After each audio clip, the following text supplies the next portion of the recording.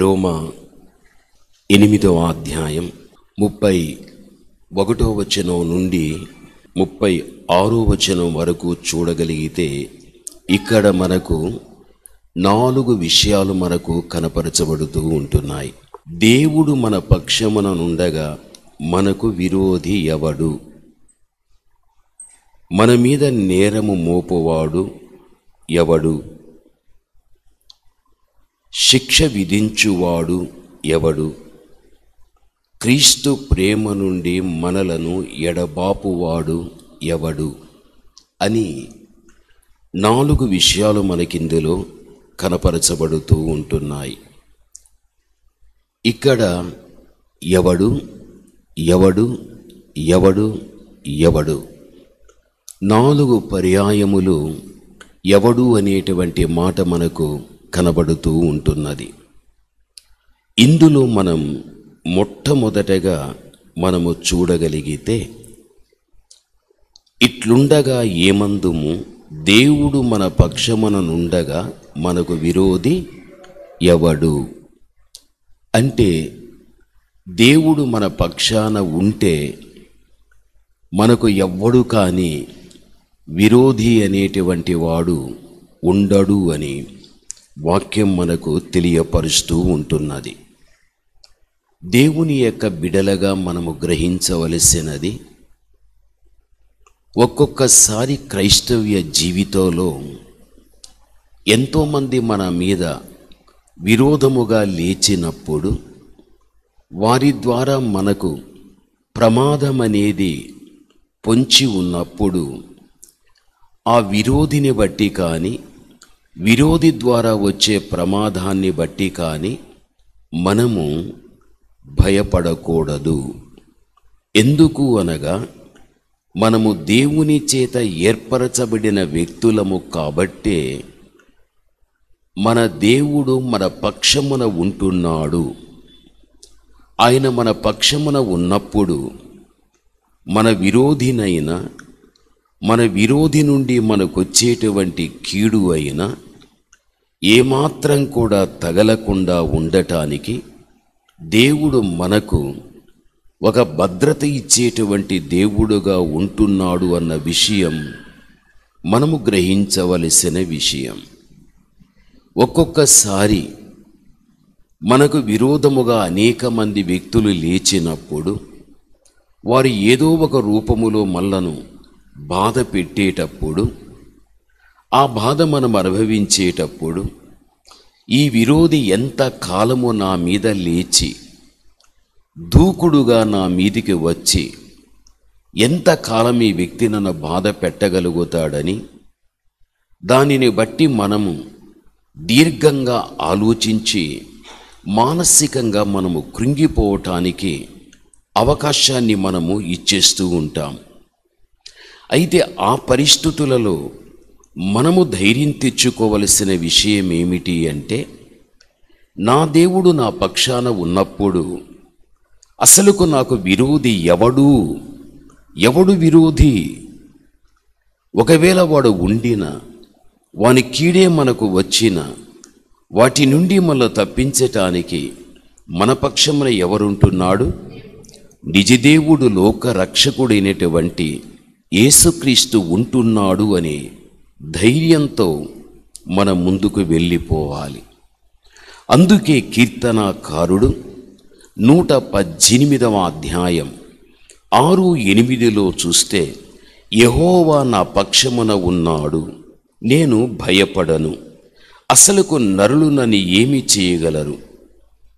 ప్రభునందు ప్రేమినటువంటి వాళ్ళారు, ఈ చక్కని మాట మనము చూడగలిగితే, దేవుడు మన పక్షాన ఉన్నాడని, దాన్ని బట్టి నేను భయపడనని, అసలుకు నన్ను నరులు ఏం చేయగలుగుతారని, ఇటువంటి విషయాలు ఈ వాక్యములో మనకు కనిపిస్తూ ఉన్నాయి. నిజమే, భూమి మీద మనం ఉన్నంత వరకు కూడా ఎక్కడ కానీ, నరులకు ఎక్కడ కానీ మనము భయపడకూడదు. ఎక్కడ కానీ మనము దిగులు చెందకూడదు. ఎందుకు అనగా, మన పక్షమున దేవుడు ఉన్నప్పుడు మనం ఎక్కడ కానీ భయపడకూడదు. తెలిసిన విషయాలే మీకు తెలియపరుస్తా. దానియేలు దేవుణ్ణి నమ్ముకున్నాడు. తనెక్కడ కాని మనుషులు నమ్ముకోలేదు. అందుకే దానియేలు యొక్క జీవితంలో అతడు సింహముల మధ్య పడవేయబడే పరిస్థితులు రాగలిగాయి. అయినా కూడా దేవుని యందు తనకున్న నమ్మకం, నా పక్షమున దేవుడు ఉన్నాడు, ఆ ధైర్యం తనలో ఉన్నది. సింహముల మధ్య దానియేలును పడవేసిన చివరికి తన పక్షమున ఉన్నటువంటి దేవుడు సింహములు ఏమాత్రం కూడా అవి నోరు తెరచి దానియేలుకు హాని కలిగించకుండా ఆ దేవుడే దానియేలును కాపాడినట్లు మనందరికీ తెలిసిన విషయమే. సింహము వంటి మృగ స్వభావాన్ని కలిగిన వ్యక్తులు వారి మాటలతో కానీ, వారి చేష్టలతో కానీ, లేక వారి బెదిరింపులతో కానీ ఎన్ని మన ముందుకు వచ్చి హృదయాన్ని కలవరపెట్టినా మనము మాత్రం నా పక్షమున దేవుడు ఉంటున్నాడు కాబట్టి ఎవడు నాకు విరోధి అనేటువంటి ధైర్యంతోనే మనం ముందుకు వెళ్ళిపోవడం నేర్చుకోవాలి. బైబిలు గ్రంథంలో మీకు తెలిసినదే, షడ్రక్, మెషక్, అబేద్నెగో విరోధులు లేచారు. అగ్నిగుండములో పడవేసేంత వరకు వారు ఒక కక్ష సాధింపుతో ఆ పనులు చేశారు. అయినను అగ్నిలో వేయబడినటువంటి వారి ముగ్గురు మధ్యన రాజు చూచినప్పుడు నలుగురుగా కనిపించడం రాజు చూడగలిగాడు. వేయబడినది ముగ్గురే, అందులో ముగ్గురు మధ్యన మరో వ్యక్తి అదనముగా ఉంటున్నాడు. ఆ ఒక వ్యక్తే నిజదేవుడు, లోక రక్షకుడైన దేవాతి దేవుడు. విరోధులు ఎంతమంది అగ్ని ప్రమాదాలకు లోను చేసిన షడ్రక్, మెషక్, అబేద్నెగోలు కూడా ధైర్యం, మా దేవుడు మా పక్షమున ఉన్నప్పుడు ఎవడు మా విరోధి, ఆ ధైర్యం ఆ రోజుల్లో వారికి ఉండగలిగాది. కాబట్టి విరోధులైన వారు వారి ముందు తెచ్చిపెట్టే అగ్ని ప్రమాదములైన ఏవి వారికి హాని చేయకుండా ఉండడం, వారి పక్షమున దేవుడు ఉంటున్నాడు. ఈరోజు నువ్వు దేవుని కుమార్తెవు, ఈరోజు నువ్వు దేవుని కుమారుడవు. సాతానుడైన మనుష్యులైన ఎంతమంది విరోధంగా నీ మధ్యన కఠినముగా వ్యవహరించి ఏదో ఒక రీతిగా ఇబ్బంది పెట్టాలనేటువంటి ప్రయత్నములు జరిపినా నీ ధైర్యం, నా దేవుడు నా పక్షమున ఉన్నప్పుడు ఎవడు నా విరోధి అనే ధైర్యంతోనే మనము ముందుకు వెళ్ళిపోవాలి. మొర్దెకైకి విరోధి హామానే చివరికి మొర్దెకైను చంపటానికి ప్రయత్నించగలిగాడు. అయితే మొర్దెకై, నా పక్షమున నా దేవుడు ఉంటున్నాడు, విరోధైన హామాను నన్ను చంపటానికి ఎన్ని ప్రయత్నాలు చేసినా, నా విరోధి వాడు చేసే కార్యాలు ఏవి కానీ నాకు హాని కలిగించావు, నా దేవుడు నా పక్షమున ఉన్నాడు. ఎంత ధైర్యం మొర్దెకై జీవితంలో కూడా మనం చూస్తూ ఉంటున్నాం. దేవుని బిడలగా ఇలా మనం బైబిలు గ్రంథంలో చెప్పుకుంటూ వెళ్ళగలిగినట్లయితే దేవుని చేత ఏర్పరచబడినటువంటి వారి మీదికి ఎంతమంది శత్రువులు లేచి హాని కలిగించటానికి ప్రయత్నించిన భక్తులు మాత్రము మా పక్షమున దేవుడు ఉన్నప్పుడు అసలు ఎవడు మాకు విరోధి అని బ్రతుకుతూ వారు దేవుణ్ణి మహిమపరుస్తూ భవిష్యత్తును ముందుకు నడిపించుకోగలిగారు. దేవుని బిడలగా ఎందరో మన పూర్వకాలము నుండి ఈనేటి వరకు విరోధులనేవారు ఉండగలిగారు. విరోధుల దగ్గర తలగానే మనను పెట్టాడు, కానీ వారి దగ్గర దేవుడు తోకగా పెట్టలేదు. ఎందుకు అంటే మన దేవుడు మన విరోధుల దగ్గర ఆయన మన పక్షమున ఉన్నాడు కాబట్టి మనకు విరోధి ఎవడు? ఇది మనము గ్రహించి ధైర్యముతో జీవితాన్ని నడిపించుకోవాలి. రెండవదిగా మనము చూడగలిగినట్లయితే దేవుని చేత ఏర్పరచబడినటువంటి వారి మీద నేరము మోపునటువంటి వాడు ఎవడు అని మనకు బైబిల్లో వ్రాయబడి ఉంది. మొట్టమొదట ఏది? దేవుడు మన పక్షమున ఉండగా మన యొక్క విరోధి ఎవడు? మనకు విరోధులు ఎంతమంది ఉండినా ఆ విరోధులనే ఒక రోజున దేవుడు మనకు ఎలా వారిని మనకి ఇవ్వగలుగుతాడో తెలుసా?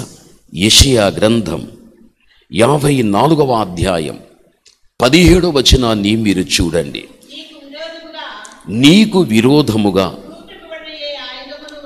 ఏ ఆయుధము వర్ధిల్లదు, న్యాయ విమర్శలో చూడండి, నీకు విరోధముగా రూపింపబడినటువంటి ఏ ఆయుధము కూడా వర్ధిల్లదు. దేవుని చేత ఏర్పరచబడిన నీవు, ఆయన నామ ముద్ర ధరించుకున్న నీవు, ఆయన రక్తము చేత విమోచించబడినటువంటి నీవు, నీకు విరోధముగా ఎంతమంది లేచినా నీ కళ్ళ ఎదుట నీ విరోధులు ఏమాత్రం కానీ వర్ధిల్లరు. వారు పైకి రారు. విరోధుల దగ్గరనే మనము వర్ధిల్లేటట్టుగా దేవుడు చేస్తాడు. ఎందుకు అనగా ఆయన మన పక్షమున ఉంటున్నాడు. ఇది మనం మరిచిపోకూడదు. రెండవదిగా చూచినప్పుడు దేవుని చేత ఏర్పరచబడిన వారి మీద నేరము మోపువాడు ఎవడు అనగా, మనము దేవుని చేత ఏర్పరచబడిన వ్యక్తులం. మన మీద ఎప్పుడూ నేరాన్ని మోపేవాడు ఒకడు ఉన్నాడు. వాడు ఎవడు అంటే ప్రకటన గ్రంథం 12:10 ప్రకటన.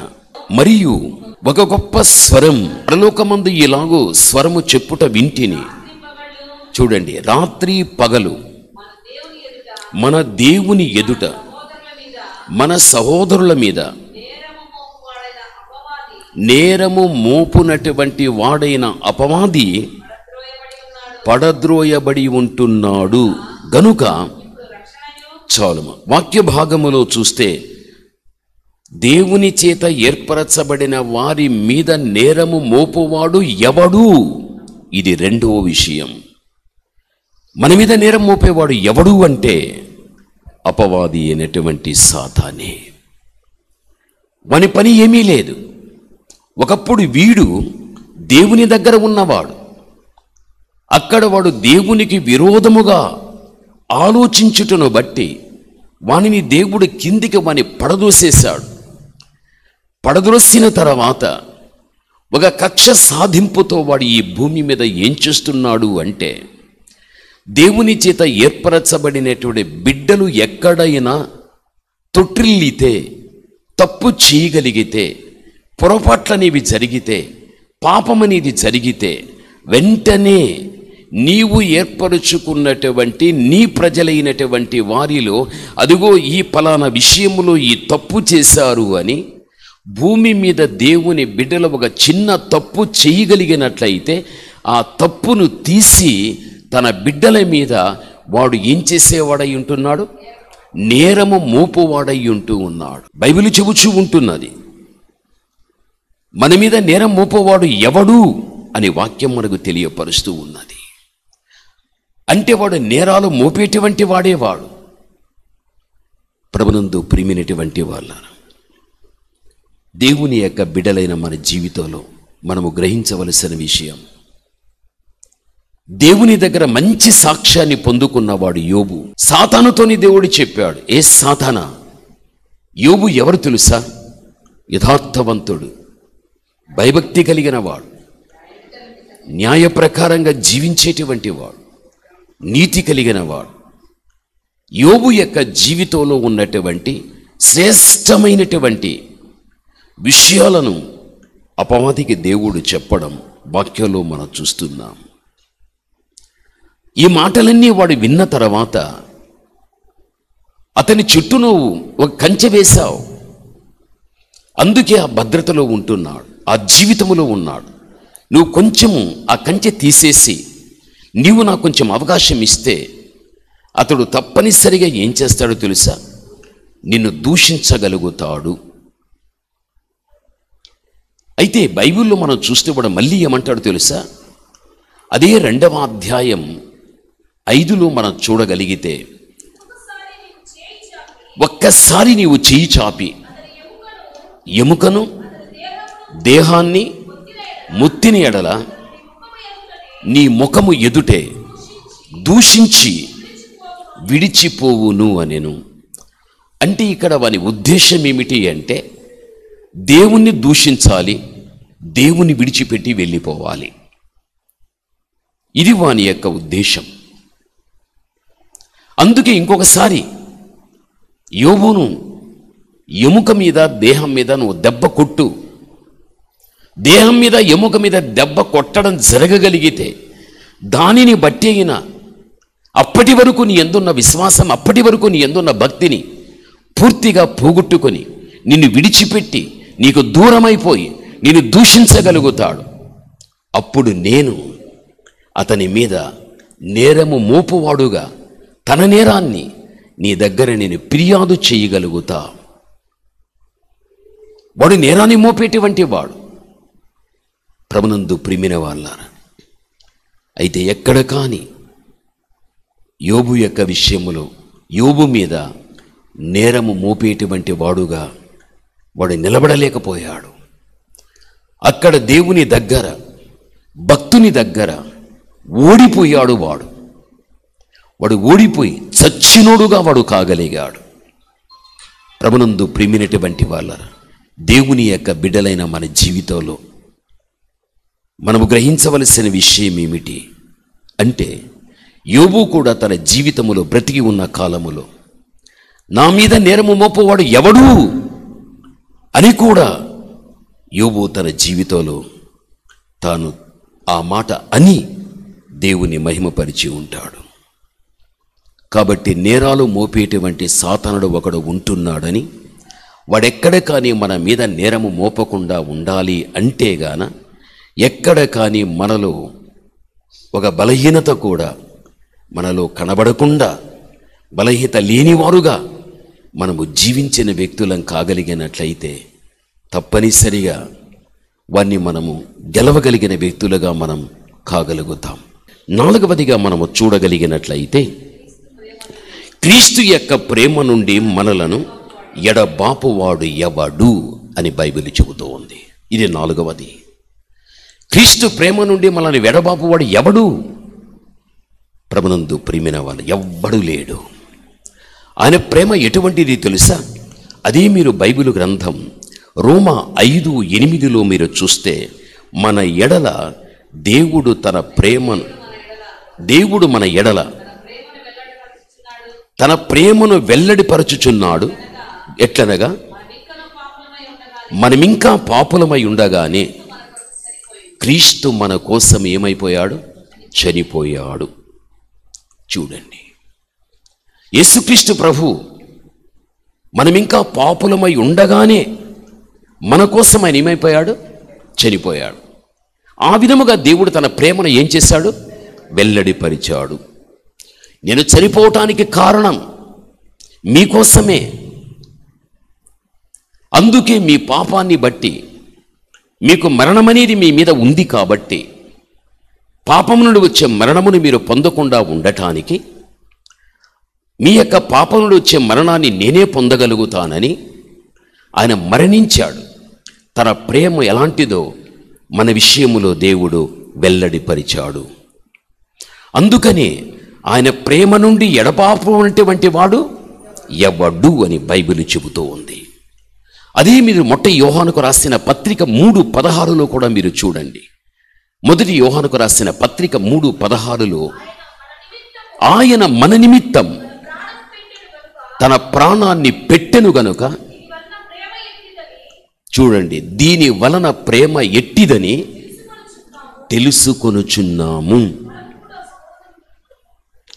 ప్రభునందు ప్రియమైన వాళ్ళరా, నా కోసం, నీ కోసం దేవుడు తన ప్రాణాన్ని ఏం చేశాడు? పెట్టాడు. నా కోసం ఎందుకు పెట్టాడు? నీ కోసం ఎందుకు పెట్టాడు? నువ్వు శిక్షలో నిలబడి ఉన్నావు, శాపములు నిలబడి ఉంటావు. ఆ శిక్ష, ఆ శాపం, ఆ మరణములో నిలబడిన నిన్ను దేవుడు ప్రక్కకు నెట్టి ఆ శిక్షలో నిలబడి, ఆ శాపములు నిలబడి, ఆ మరణములో నిలబడి వాటిని అనుభవించి దేవుడు తన ప్రేమ ఎటువంటిదో ఆయన మన దగ్గర వెల్లడి చేయగలిగాడు. దేవా, ఎంత ప్రేమ తండ్రి! నా శిక్షను ఎవడు అనుభవించలా, నువ్వు అనుభవించావంటే ఎంత ప్రేమ తండ్రి! నా శాపాన్ని ఎవడు అనుభవించాలా, నువ్వు అనుభవించావు, ఎంత ప్రేమ తండ్రి! నా మరణాన్ని నాకు బదులుగా ఎవడు మరణించలేదు, అయితే నా కోసం నువ్వు మరణించావు, నా కోసం నువ్వు ప్రాణం పెట్టావు.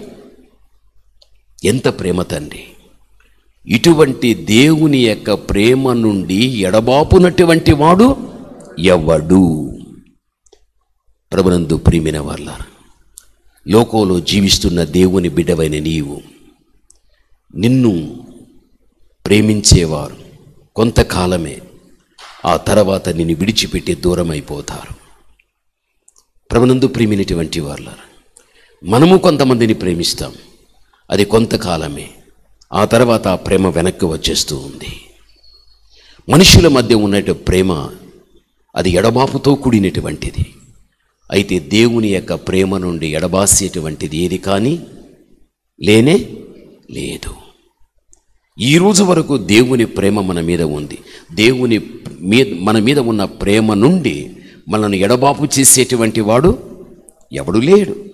సాతానైనా, మనుషులైనా, సమస్య అయినా, శోధనైనా, వ్యాధైనా, కష్టమైన, ఇబ్బందులైనా, అవి ఏవై ఉన్నప్పటికీ కూడా సరిగాక దేవుని ప్రేమ నుండి మనల్ని ఎడబాటు చేసేటువంటివి ఏవి కానీ లేవు బైబిల్ చెబుతుంది.